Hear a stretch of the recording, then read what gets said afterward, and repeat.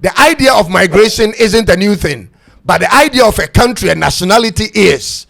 There is a growing concern and a lot more focus on identifications when it comes to where a person is originally from and where they live now than ever in the history of the world, and is gradually taking the center stage in Africa. This is because over 80% of all African migration happened within the continent. I repeat, as a situation of fact, over 80% of all African migration happens within the African continent, more than Africans moving to any other continent. And this situation should have been the most preferred.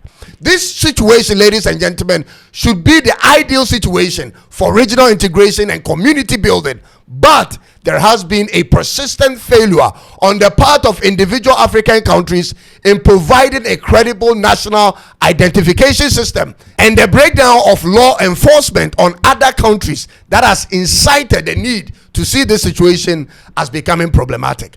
Let me use this simple scenario to simplify what I just said. When you see the European Union thrive, it isn't by coincidence that they do so. Rather, it is because of certain laid down policies and guidelines which all member countries observe. This provides a shared responsibility on the part of all member countries when it comes to security and the application of law.